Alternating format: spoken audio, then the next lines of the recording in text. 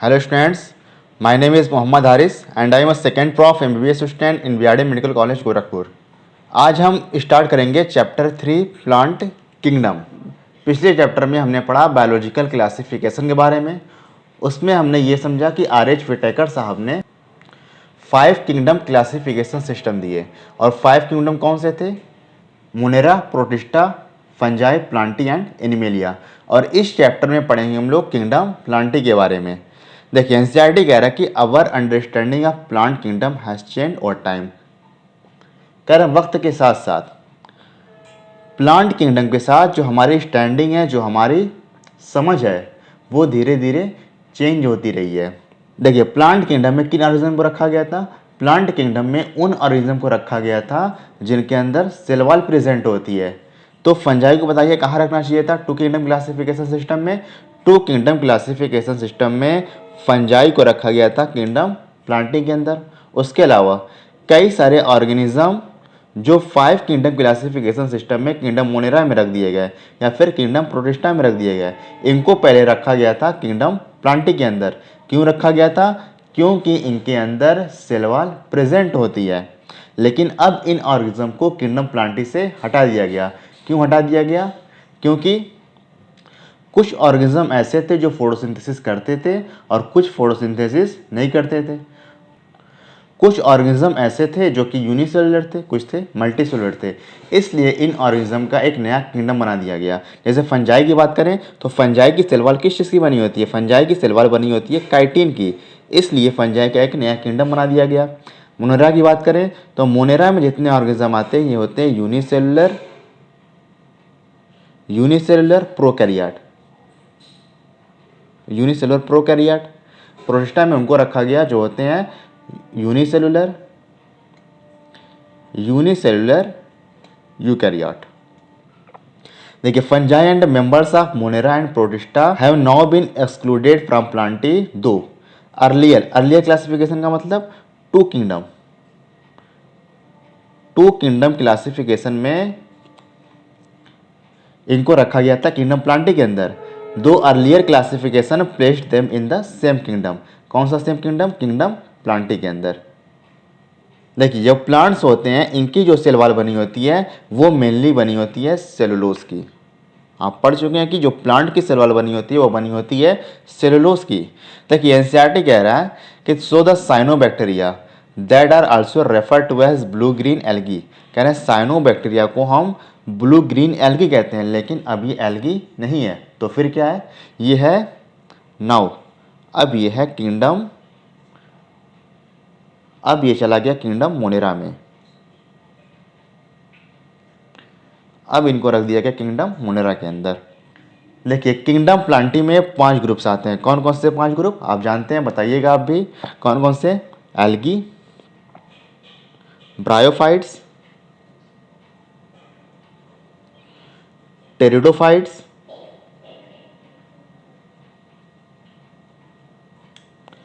Gymnosperm and angiosperm. तो kingdom Plantae के अंदर हमें 5 ग्रुप के बारे में पढ़ना है। कौन कौन सा? Algae, bryophytes, pteridophytes, gymnosperm and angiosperm. उससे पहले हम समझते हैं क्लासिफिकेशन सिस्टम के बारे में। बताइए आप पढ़ चुके हैं कि हम किसी ऑर्गेनिज्म का क्लासिफिकेशन क्यों करते हैं? हम किसी भी ऑर्गेनिज्म का क्लासिफिकेशन इसलिए करते हैं कि हम अलग अलग ऑर्गेनिज्म के बीच में रिलेशनशिप इस्टेब्लिश करना चाहते हैं। The main purpose of classification is to establish relationship between organisms. तो क्लासिफिकेशन का मेन पर्पस है कि ऑर्गेनिज्म के बीच में रिलेशनशिप इस्टेब्लिश करना। चलिए हम पढ़ेंगे 4 तरह के क्लासिफिकेशन सिस्टम के बारे में। सबसे पहले समझेंगे हम लोग आर्टिफिशियल सिस्टम ऑफ क्लासिफिकेशन, फिर पढ़ेंगे हम लोग नेचुरल सिस्टम ऑफ क्लासिफिकेशन, फिर पढ़ेंगे हम लोग फाइलोजेनेटिक सिस्टम ऑफ क्लासिफिकेशन और लास्ट टाइम पढ़ेंगे हम लोग फेनेटिक सिस्टम ऑफ क्लासिफिकेशन। तो हम लोग शुरुआत करते हैं आर्टिफिशियल सिस्टम ऑफ क्लासिफिकेशन से। देखिए the earliest system of classification used only gross morphological characters. Gross morphological characters का मतलब, ग्रॉस का मतलब बड़े बड़े, मार्फोलॉजी का मतलब उनके बनावट के तौर पे। मतलब जो हम पहले क्लासिफिकेशन करते थे हम ऑर्गेनिज्म की, या हम यहाँ पे प्लांट्स की बात कर रहे हैं ना, तो वहाँ पर हम ये समझेंगे कि जो पहले हम क्लासिफिकेशन करते थे हम सिर्फ प्लांट्स की जो बड़ी बड़ी जो बाहरी रूप से हमें मॉर्फोलॉजी दिखती थी, जो उनकी हम बनावट को देखते थे, उनके बेसिस पर हम क्लासिफिकेशन करते थे। जैसे कि हैबिट, उसके अलावा कलर या फिर number and shape of leaves. They were mainly based on vegetative characters. They were mainly based on vegetative characters और on androsium structure. Vegetative characters का मतलब वही पत्ती के बेसिस पे, स्टेम के बेसिस पे, या फिर हम रूट के बेसिस पे इनका क्लासिफिकेशन करते थे। एंड्रोसियम स्ट्रक्चर का मतलब, एंड्रोसियम क्या होता है? Androecium is the male reproductive structure. Androecium क्या होता है इसके बारे में बहुत पढ़ेंगे हम लोग। मेल रिप्रोडक्टिव स्ट्रक्चर, और ये सिस्टम दिया गया था लीनियस के द्वारा। तो this system was given by Carolus Linnaeus. तो आर्टिफिशियल सिस्टम के बारे में आपको इतनी जानकारी होनी चाहिए। अब देखते हैं हम लोग आर्टिफिशियल सिस्टम के ड्रॉबैक्स के बारे में। They separated the closely related species since they were based on few characteristics. देखिए इसमें क्या होता था कि जो दो क्लोजली रिलेटेड स्पेसीज होते थे, ये उन स्पेसीज को भी एक दूसरे से अलग कर देता था, क्योंकि आर्टिफिशियल सिस्टम ऑफ क्लासिफिकेशन में हम कुछ ही कैरेक्टर को कंसीडर करते थे। हम बस उनकी मॉर्फोलॉजी देखते थे, उनकी बनावट की बेसिस पे हम उनको क्लासीफाई करते थे। इसलिए क्या होता था कि जो क्लोजली रिलेटेड ऑर्गेनिज्म है या जो क्लोजली रिलेटेड स्पीसीज थी, जो प्लांट्स थे, उनको भी ये अलग एक दूसरे से अलग कर देता था। अगला देखते हैं हम लोग। Artificial system gave equal weightage to vegetative and sexual characteristic. देखिए ये वेजिटेटिव और सेक्सुअल कैरेक्टरिस्टिक को दोनों को इक्वल वेटेज देता है। मतलब वेजिटेटिव कैरेक्टर्स, जैसे कि हम बात कर लें स्टेम्स की, लीफ की, रूट की, ये प्लांट्स के वेजिटेटिव कैरेक्टर्स होते हैं। और रिप्रोडक्टिव कैरेक्टर्स क्या होते हैं? फ्लावर्स होते हैं। और ये वेजिटेटिव कैरेक्टर्स को और सेक्सुअल कैरेक्टर को इक्वल वेटेज देता था। इसकी वजह से हम इसको एक्सेप्ट नहीं करते हैं। This is not acceptable since, ऐसा क्यों? We know that often the vegetative characters are more easily affected by environment। जो वेजिटेटिव कैरेक्टर्स होते हैं ये इन्वायरमेंट के थ्रू आसानी से ये अफेक्टेड हो जाते हैं, लेकिन जो सेक्सुअल कैरेक्टर्स होते हैं, sexual characters are more conservative. Sexual characters are more conservative. मतलब जो सेक्सुअल कैरेक्टर्स होते हैं ये आसानी से इन्वायरमेंट से अफेक्ट नहीं होते हैं। तो आर्टिफिशियल सिस्टम ऑफ क्लासिफिकेशन के बारे में आपको इतनी जानकारी होनी चाहिए। देखिए चलिए अब हम बात करते हैं नेचुरल सिस्टम ऑफ क्लासिफिकेशन के बारे में। जो natural system of classification is based on, ये बेस्ड होते हैं नेचुरल अफिनिटीज पर, मतलब प्राकृतिक संबंधों पर ये बेस्ड होते हैं। Natural अफिनिटीज among organisms and consider not only the external feature। कह रहे हैं कि नेचुरल सिस्टम ऑफ क्लासिफिकेशन में हम प्लांट्स का सिर्फ एक्सटर्नल फीचर को ही हम कंसिडर नहीं करते हैं, बल्कि बट आल्सो इंटरनल स्ट्रक्चर। मतलब उनका इंटरनल स्ट्रक्चर कैसा है, उनकी एनाटॉमी कैसी है। एक्सटर्नल फीचर का मतलब उनकी मॉर्फोलॉजी, उनकी बनावट कैसी है। और इंटरनल फीचर का मतलब उनके अंदर का स्ट्रक्चर कैसा, हम ये भी देखते हैं। और क्या देखते हैं? इंटरनल स्ट्रक्चर, जैसे कि like ultra structure,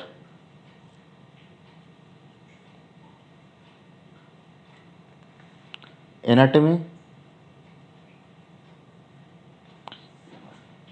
embryology and phytochemistry.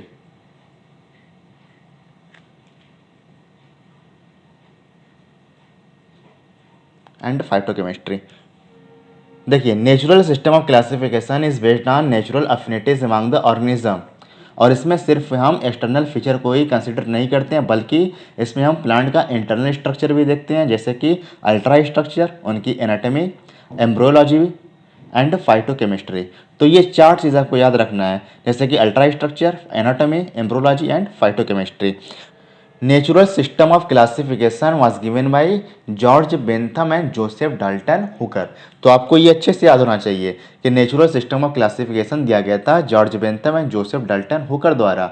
ये बहुत इंपॉर्टेंट है, नीट में कई बार पूछा जा चुका है, तो आप अच्छे से याद रखिएगा कि नेचुरल सिस्टम ऑफ क्लासिफिकेशन दिया गया था जॉर्ज बेंथम और जोसेफ डाल्टन हुकर के द्वारा।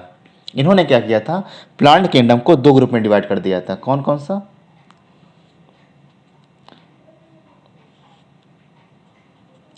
इन्होंने प्लांट किंगडम को 2 ग्रुप में डिवाइड कर दिया था। कौन कौन सा 2 ग्रुप? क्रिप्टोगैमिया, एक तो ग्रुप बनाया क्रिप्टोगैमिया,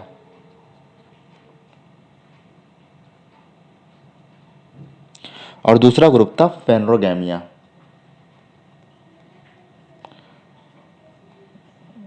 फेनरोगैमिया।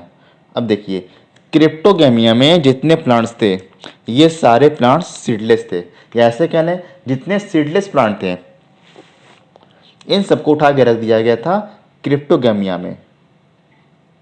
मतलब जिनके अंदर सीड नहीं पाया जाता है उन प्लांट्स को रखेंगे हम क्रिप्टोगैमिया में, और फेनरोगैमिया में किसको रखा गया? जितने सीडेड प्लांट थे, जितने सीडेड प्लांट थे उन सबको रखा गया फेनरोगैमिया में।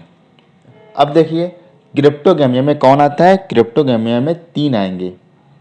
5 डिवीजन में से 3 डिवीजन ऐसा है जो कि सीड का फॉर्मेशन नहीं करता, जिसके अंदर सीड नहीं पाए जाते हैं, उनको रखते हैं हम लोग क्रिप्टोगैमिया में। कौन कौन सा ग्रुप है? Thallophyta,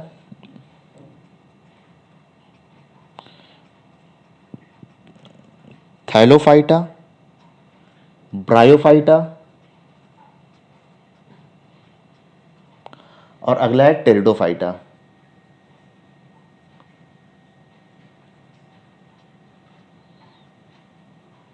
pteridophyta. थैलोफाइटा किनको बोलते हैं? थैलोफाइटा बोलते हैं हम लोग एल्गी को। एल्गी की बॉडी थैलोइड होती है, मतलब इसमें हम रूट, स्टेम और लीफ में डिफ्रेंशिएट नहीं कर पाते, इसीलिए बोलते हैं इसको थैलोइड स्ट्रक्चर। और ब्रायोफाइटा, ब्रायोफाइटा में हम जानकारी ले लेते हैं कि most primitive land plant, most primitive land plant. Pteridophytes, pteridophytes vascular cryptogams हैं। वैस्कुलर क्रिप्टोगैम्स का मतलब इनके अंदर, वैस्कुलर क्रिप्टोगैम्स, इनके अंदर जाइलम एंड फ्लोएम पाए जाते हैं। चलिए, अब अगर हम फेनरोगैमिया की बात करें तो फेनरोगैमिया के अंदर आते हैं सीडेड प्लांट, और हम समझ लेते हैं कि सीडेड प्लांट कौन से होते हैं। सीडेड प्लांट है हमारे पास 2।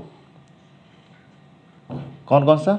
एक तो है हमारे पास जिम्नोस्पर्म, और दूसरा डिवीजन है हमारे पास एंजियोस्पर्म। एंजियोस्पर्म। देखिए, जो जिम्नोस्पर्म्स के मेंबर्स होते हैं, जो जिम्नोस्पर्म के प्लांट्स होते हैं, जो इनका सीड होता है ये नेकेड होता है, लेकिन जो एंजियोस्पर्म के सीड होते हैं यहाँ पर सीड फ्रूट के अंदर होते हैं, सीड विथ ओवरी वाल,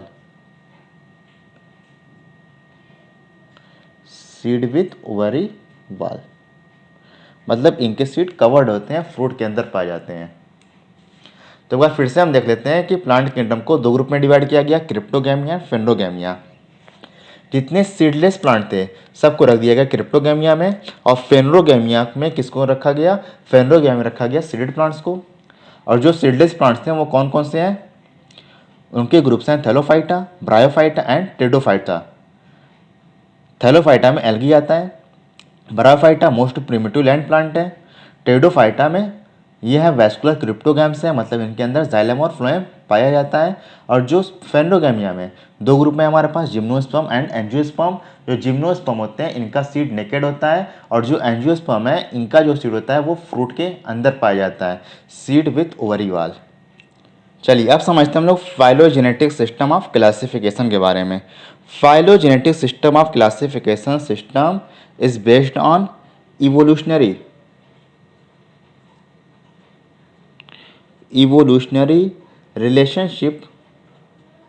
relationship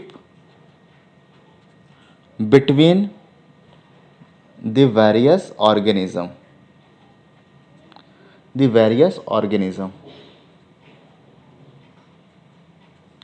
मतलब जो फाइलोजेनेटिक सिस्टम ऑफ क्लासिफिकेशन ये बेस्ड है ऑर्गेनिज्म के बीच। इसमें हम ये देखते हैं कि ऑर्गेनिज्म के बीच इवोल्यूशनरी रिलेशनशिप है या नहीं है। इसके कहने का मतलब ये है कि एक टैक्सा के अंदर जितने भी ऑर्गेनिज्म आते हैं सबके एंसेस्टर सेम होते हैं। This assumes that organism belonging to same taxa have common ancestor.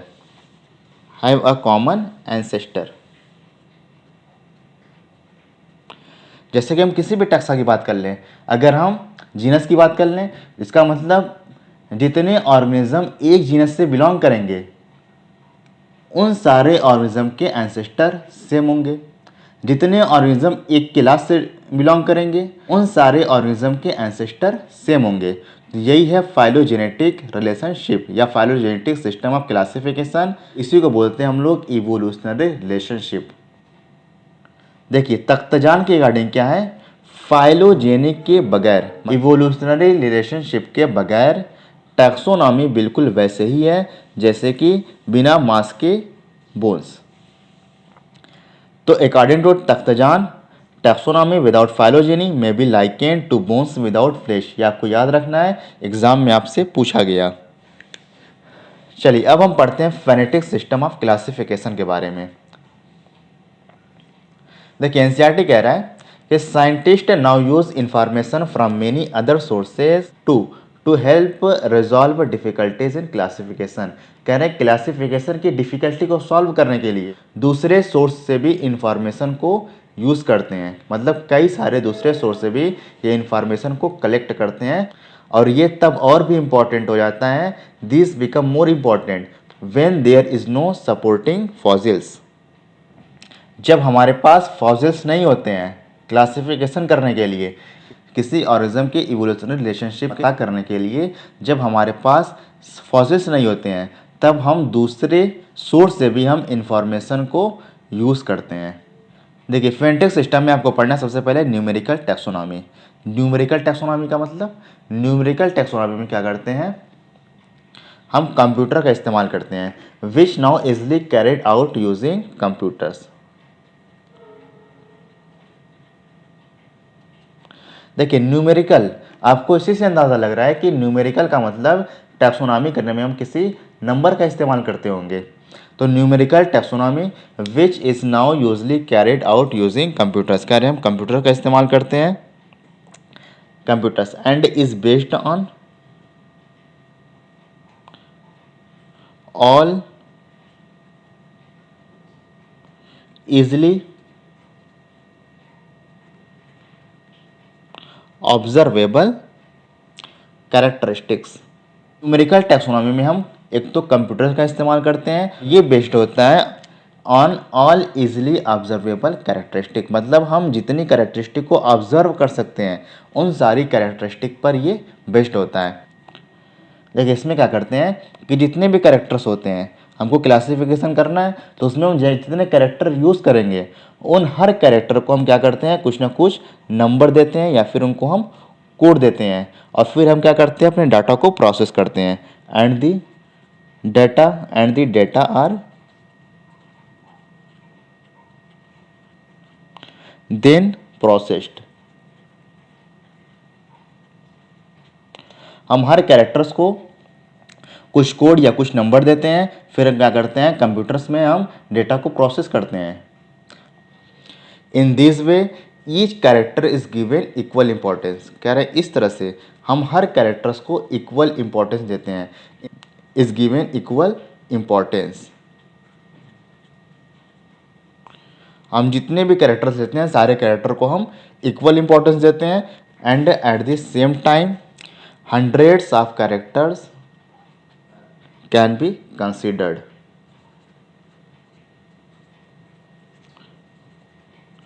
हम एक बार में सैकड़ों कैरेक्टर को हम कंसिडर कर सकते हैं। तो आपको न्यूमेरिकल टैक्सोनॉमी के लिए चार चीज़ याद रखनी है। कौन कौन से चार चीज़? एक तो ये हो गया कि हम इसको कंप्यूटर के थ्रू करते हैं। दूसरी चीज़ ये बेस्ड होता है ऑल इजीली ऑब्जर्वेबल कैरेक्टर्स, और इसमें क्या करते हैं कि हम हर एक कैरेक्टर को हम नंबर और कोड देते हैं, फिर हम अपना डेटा प्रोसेस करते हैं। इस तरह से हम हर कैरेक्टर्स को इक्वल इंपॉर्टेंस देते हैं और सेम टाइम एक ही टाइम में हम हंड्रेड्स मतलब बहुत सारे कैरेक्टर को एक बार में हम कंसिडर कर सकते हैं। अगला हमारे पास है साइटोटैक्सोनॉमी। साइटो का मतलब सेल। अगर हम टैक्सोनॉमी करने के लिए साइटोलॉजिकल इंफॉर्मेशन का इस्तेमाल करें, जैसे कि क्रोमोसोम नंबर,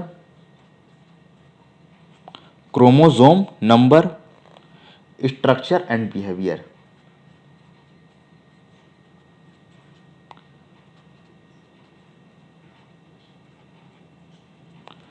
तो इस टाइप के टैक्सोनॉमी को बोलते हैं हम लोग cytotaxonomy. Cytotaxonomy that is based on cytological information, मतलब सेल के अंदर जो इन्फॉर्मेशन है उसके बेसिस पे करते हैं, जैसे कि क्रोमोसोम का नंबर कितना है, स्ट्रक्चर कैसा है उनका, बिहेवियर कैसा है उनका, behaviour.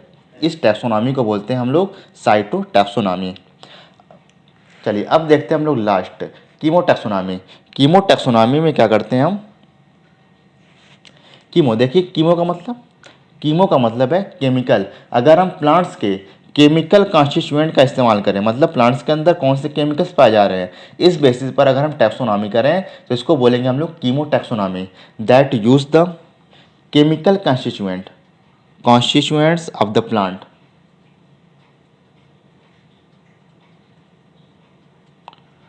that use the chemical constituent of plant or phytochemical data to resolve confusions।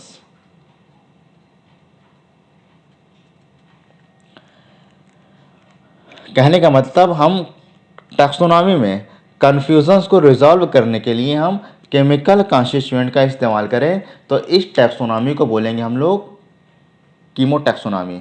Cytotaxonomy कब बोलेंगे? साइटो का मतलब सेल। अगर हम साइटोलॉजिकल इंफॉर्मेशन का इस्तेमाल करते हैं तब बोलेंगे हम लोग साइटोटैक्सोनॉमी। अगर हम केमिकल कॉन्स्टिट्यूएंट का इस्तेमाल करते हैं टैक्सोनॉमी करने में, क्लासिफिकेशन करने में, तब बोलेंगे हम लोग उसको कीमोटैक्सोनॉमी। तो बाकी पढ़ेंगे हम लोग नेक्स्ट वीडियो में।